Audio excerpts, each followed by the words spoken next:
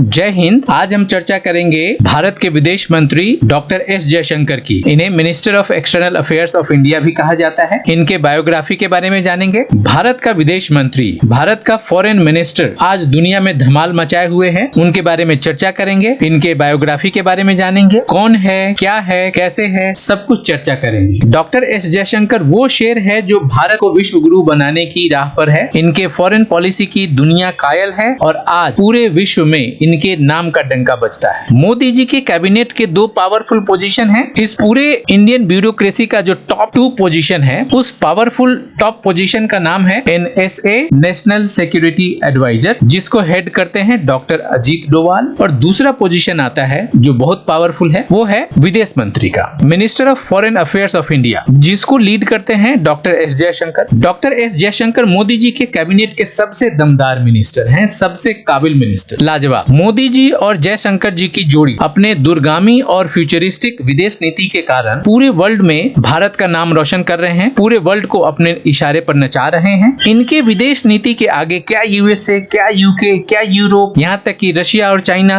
और इनके अलावा पूरी दुनिया इनके फॉरेन पॉलिसी के आगे झुक रही है। तो सवाल उठता है कि ये आदमी कौन है? कौन है ये एस जयशंकर, जो आज के समय में भारत को वर्ल्ड लीडर्स का सेंटर बना दिया है। वर्ल्ड का हर लीडर, हर कंट्री भारत की ओर देख रहा है, बातचीत करना चाह रहा है, भारत के साथ दोस्ती करना चाह रहा है, बिजनेस करना चाह रहा है। मतलब वो किसी न किसी तरह से एक पॉजिटिव रिलेशन चाहता है भारत के साथ। और इस पूरे प्रोसेस में मोदी जी के साथ डॉक्टर एस जयशंकर जी 2 कदम आगे बढ़कर भारत का मान बढ़ा रहे हैं, गौरव बढ़ा रहे हैं। तो आज हम डॉक्टर एस जयशंकर जी के बारे में जानेंगे, उनकी बायोग्राफी को देखेंगे, उनको समझेंगे कि वो कौन है, उनकी फैमिली डिटेल्स क्या है, उनके बच्चे कितने हैं, पत्नी क्या करती है, उनका एजुकेशन क्या है, डिप्लोमेटिक करियर कैसा रहा है और उनका कंट्रीब्यूशन टुवर्ड्स इंडिया कैसा है, क्या रहा है। और सबसे अहम और जरूरी सवाल कि इनको ये पद कैसे मिला और मिला तो क्यों मिला, सब कुछ जानेंगे इनके बारे में, पूरे डिटेल में जानेंगे इनके बारे में। लेकिन आज के समय में वो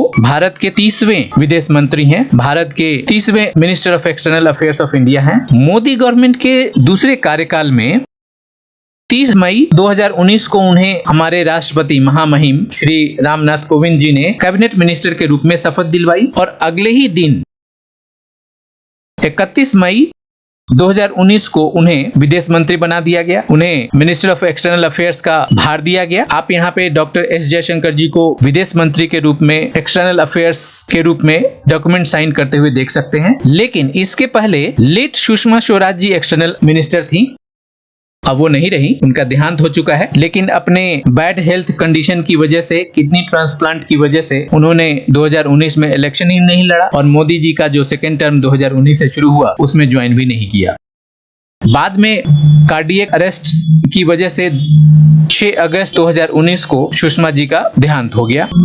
सुषमा जी का पॉलिटिकल करियर भी बहुत शानदार रहा है। अगर उनकी चर्चा करें, उनकी बात करें तो उनका फॉरेन मिनिस्टर के रूप में बहुत सारे काम काबिले तारीफ रही है। सुषमा जी ने बड़े बड़े जटिल समस्याओं का समाधान किया है। इनके बारे में डिटेल्स चर्चा करेंगे किसी और वीडियो में।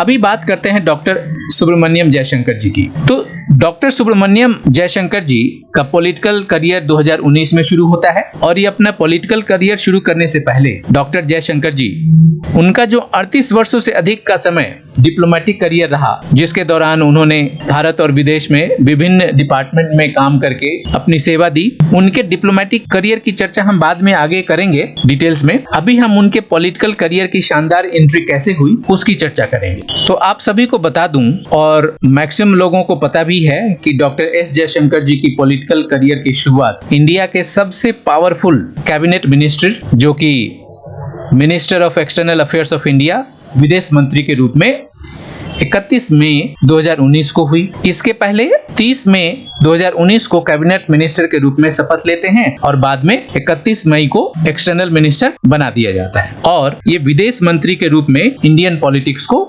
ज्वाइन करते हैं।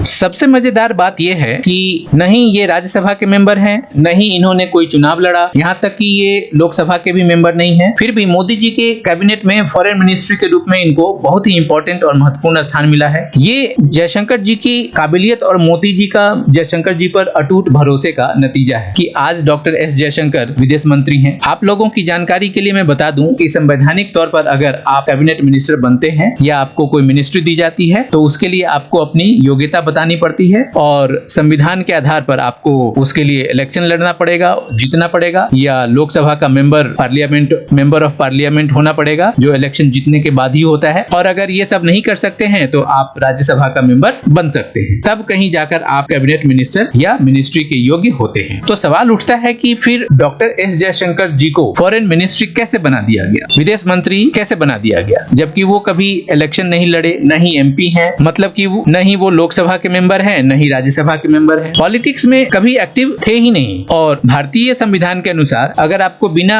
इलेक्शन लड़े और जीते, बिना लोकसभा का मेंबर बने हुए या बिना राज्यसभा का मेंबर बने हुए कैबिनेट मिनिस्टर बनाया जाता है या कोई मिनिस्ट्री दी जाती है तो आपको या तो लोकसभा का या राज्यसभा का मेंबर होना जरूरी है, जिसके लिए हमारा भारतीय संविधान कैबिनेट मिनिस्टर की शपथ की डेट से अगले 6 महीने तक का समय देती है, जिसमें आपको अपनी मेंबरशिप हासिल करनी होती है, चाहे वो लोकसभा का हो चाहे राज्यसभा का हो। और उसके बाद जो मिनिस्टर पद है या कैबिनेट मिनिस्ट्री है उसको आप रिटेन कर सकते हैं। अगर इसके बाद यदि आप कहीं के मेंबर नहीं है, चाहे राज्यसभा का चाहे लोकसभा का, तो आपको उस मिनिस्ट्री से रिजाइन करना पड़ेगा। तो अब डॉक्टर एस जयशंकर जी के केस में मोदी जी ने इनको डायरेक्ट मिनिस्ट्री दे दी है। तो मोदी जी को पता था कि गुजरात से बीजेपी की 2 सीटें खाली हैं राज्यसभा से, जो 4 साल तक के लिए बीजेपी के पास है, और हुआ भी ऐसा ही। डॉक्टर एस जयशंकर जी को पहले बीजेपी का मेंबर बनाया जाता है, आप फोटो में देख सकते हैं, बीजेपी अध्यक्ष जेपी नड्डा जी उनको बीजेपी का शॉल ओढ़ा रहे हैं। उसके बाद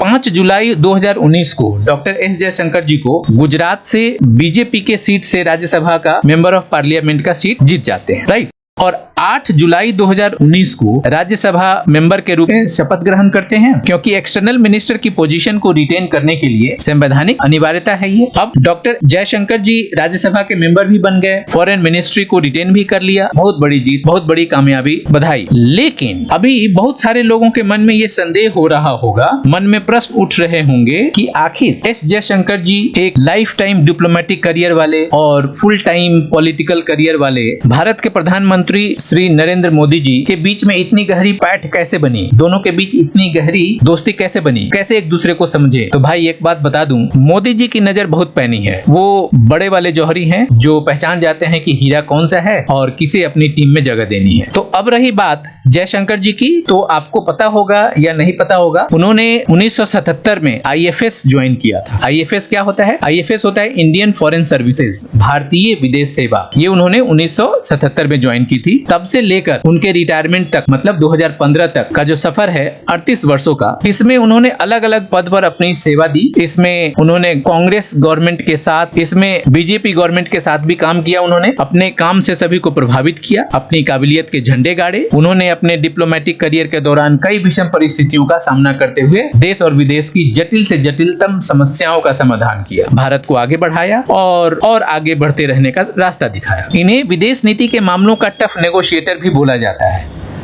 देश से लेकर विदेश तक जहां भी कॉम्प्लेक्स सिचुएशन होता है, प्रॉब्लम की स्थिति होती है, वहां जयशंकर जी को भेजा जाता है। ऐसे तो कई सिचुएशंस हैं, उनमें से एक है भारत का ऐतिहासिक एग्रीमेंट, जिसको बोलते हैं 123 एग्रीमेंट, जिसे इंडिया अमेरिका न्यूक्लियर एग्रीमेंट भी कहा जाता है, जो 2 मार्च 2006 को साइन किया गया था। ये वही अमेरिका है जो उस समय भारत को बहुत ही खतरनाक दृष्टि से देखता था, भारत के हर एक एक्टिविटीज पर नजर गड़ाए रहता था और धमकी देता था कि अगर भारत ने न्यूक्लियर टेस्ट की तो भारत को नष्ट कर दूंगा, बर्बाद कर दूंगा, छोड़ूंगा नहीं। वही अमेरिका जो पाकिस्तान को बहुत ज्यादा सपोर्ट करता था, उसी पाकिस्तान को टैकल करने के लिए, उसी चाइना को टैकल करने के लिए भारत से अमेरिका ने न्यूक्लियर संधि साइन किया, जिसको इंडो यूएस सिविलियन न्यूक्लियर या 123 एग्रीमेंट भी कहा जाता है। इस एग्रीमेंट में डॉक्टर जयशंकर जी की बड़ी अहम भूमिका थी। उन्होंने अपने टर्म्स एंड कंडीशन पर अमेरिका के साथ न्यूक्लियर एग्रीमेंट साइन करवाया था। ये एग्रीमेंट बहुत ही टफ और कॉम्प्लेक्स था। इसमें इतनी जटिलता थी कि एक विशेषज्ञ विशेषज्ञ की जरूरत थी, तो वहां पे विशेषज्ञ का जो भूमिका था वो डॉक्टर एस जयशंकर जी ने निभाया और बखूबी निभाया। ये वो दौर था जब अमेरिका के राष्ट्रपति जॉर्ज डब्ल्यू बुश ने पहल किया था और उस समय डॉक्टर मनमोहन सिंह जी की सरकार, कांग्रेस की सरकार थी। जयशंकर जी ने दोनों गवर्नमेंट, कांग्रेस और बीजेपी दोनों गवर्नमेंट ने अपनी काबिलियत प्रूव किया है। तो इस तरह के कई कारनामे हैं जो डॉक्टर एस जयशंकर जी के काबिलियत को डिफाइन करता है, उनकी काबिलियत को दर्शाता है।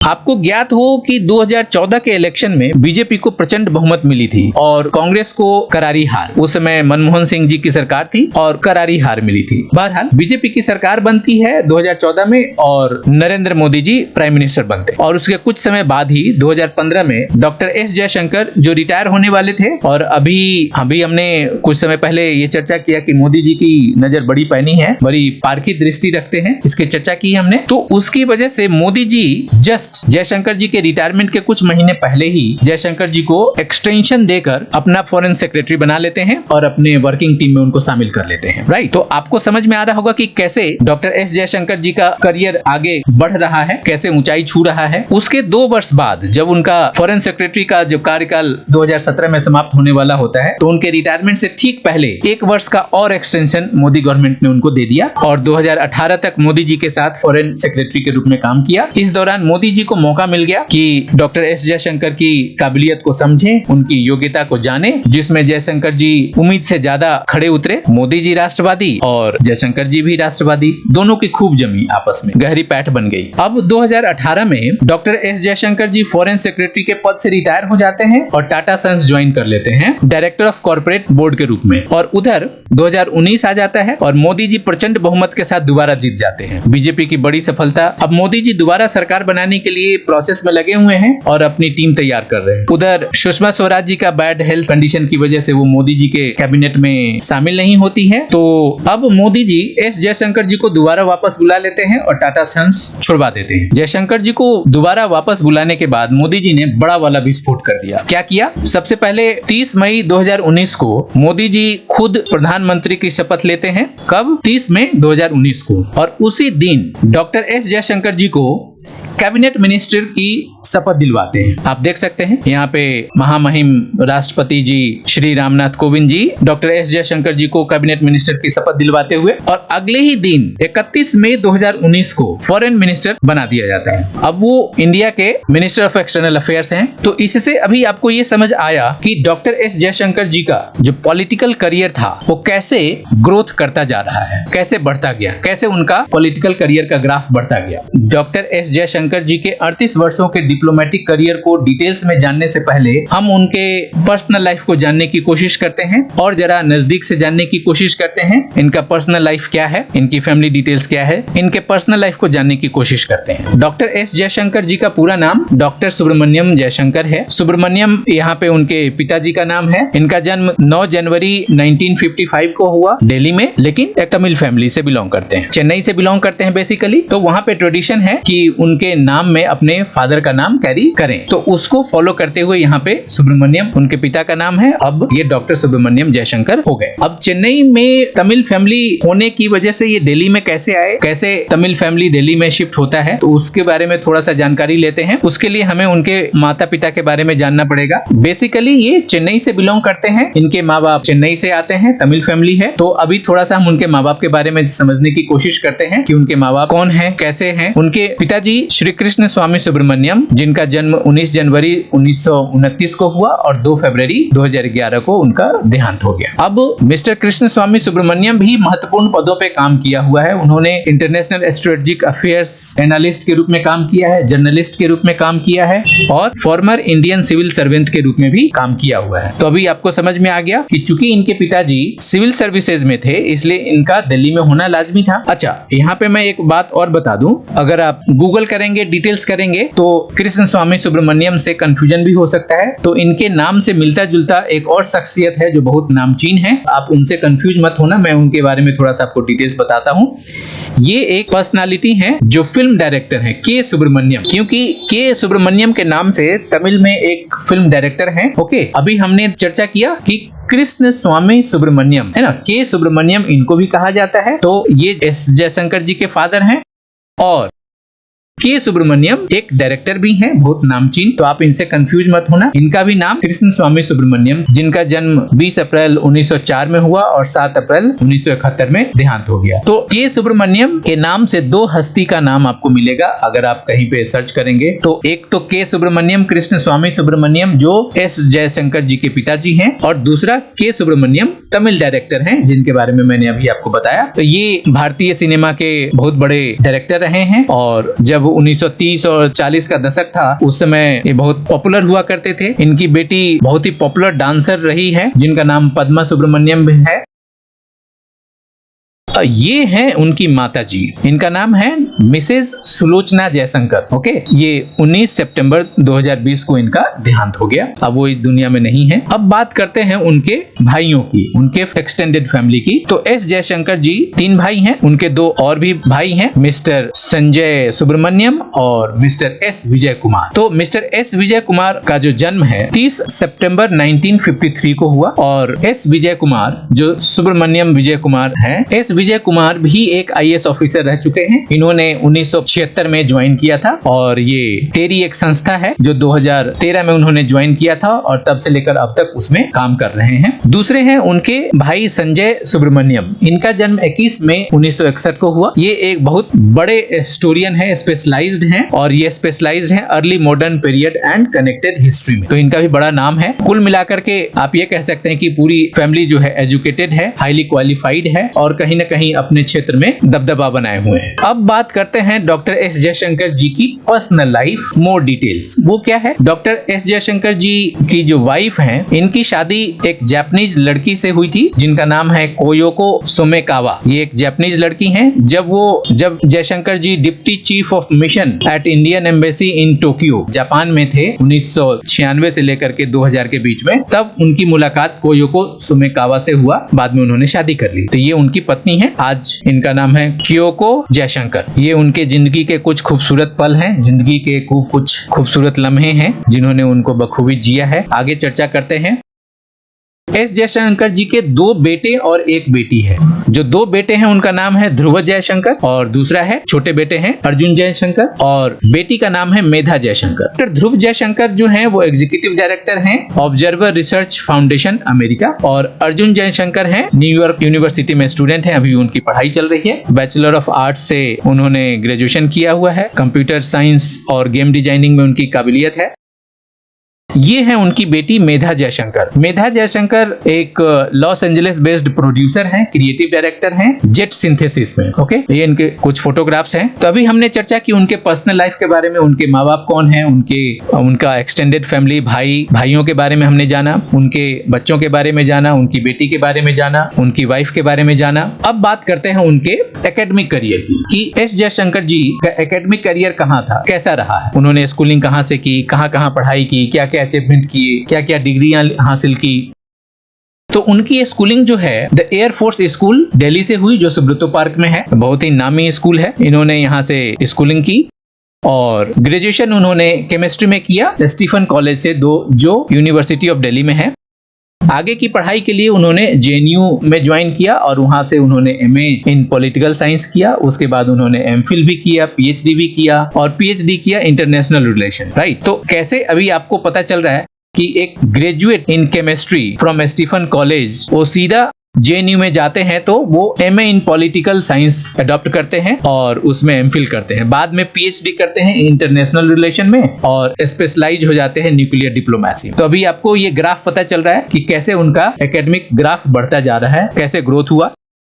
वो तमिल भी बोलते हैं, हिंदी भी बोलते हैं, रशियन भी बोलते हैं, इंग्लिश भी बोलते हैं और जापानीज भी बोलते हैं। चाइनीज और हंगेरियन भी आता है उनको। चूंकि उनके डिप्लोमेटिक करियर में लैंग्वेज की काफी अहमियत होती है रिलेशंस डेवलप करने के लिए 2 देशों के बीच। तो आप जिस देश में डिप्लोमेटिक पोजीशन पे हैं तो वहां पे आपको, जब आप डिप्यूट होते हैं तो आपको वहां के लैंग्वेज को जानते हैं तो बहुत आसानी हो जाती है वहां के डिप्लोमेट से, वहां के पॉलिटिशियन से, वहां के कल्चर को समझने में और सामंजस्य स्थापित करने में। तो उन्होंने रशिया में भी काम किया है, जापान में भी काम किया है, चाइना में भी काम किया है, हंगरी में भी काम किया है। तो एक तरह से इनको वहाँ के लैंग्वेज के बारे में जानना जरूरी था, तो ऑलमोस्ट ये लैंग्वेज जानते हैं। उन्होंने एक किताब भी लिखी जिसका नाम है the India way, strategies for an uncertain world, जो 2020 में पब्लिश हुई और पब्लिश करने वाला जो पब्लिशर है वो हार्पर कोलिन, यहाँ से उन्होंने पब्लिश की। तो अभी आपको समझ में आ गया कि उनका एकेडमिक करियर कैसा रहा है, कैसे कैसे उन्होंने ग्रोथ किया, कैसे अपनी एजुकेशन को ऊंचाई पे ले गए। तो अब बात करते हैं उनके डिप्लोमेटिक करियर की। एजुकेशन, हाईली एजुकेटेड होने के बाद आपने अभी देखा कि जेएनयू से उन्होंने न्यूक्लियर डिप्लोमेसी में स्पेशलाइज्ड हुए और उन्होंने 1977 में आईएफएस ज्वाइन किया और उसके बाद उनका डिप्लोमेटिक करियर शुरू हो जाता है। तब से लेकर के आज तक के डेट में देखें सफर, तो आज के डेट में वो 30वें फॉरेन मिनिस्टर हैं इंडिया के। तो अभी हमने चर्चा की कि उनका डिप्लोमेटिक करियर कैसे शुरू हुआ। 1977 में उन्होंने आईएफएस ज्वाइन किया, भारतीय विदेश सेवा, इंडियन फॉरेन सर्विसेज, और 2015 तक अपने देश को सेवा प्रदान की। 1977 से लेकर के 2015 तक के अपने 38 वर्षों के डिप्लोमेटिक करियर में उन्होंने अलग अलग देशों में अलग अलग पोजीशन पे रहकर भारत की सेवा की, अपनी सेवाएं प्रदान की, जिसमें वो हाई कमिश्नर भी रहे, एम्बेसडर भी रहे, अलग अलग देश में अलग अलग जगह पे। ये कुछ मोमेंट्स हैं जो अलग अलग देश में रह करके उन्होंने हाई कमिश्नर, एम्बेसडर के रूप में काम किया है।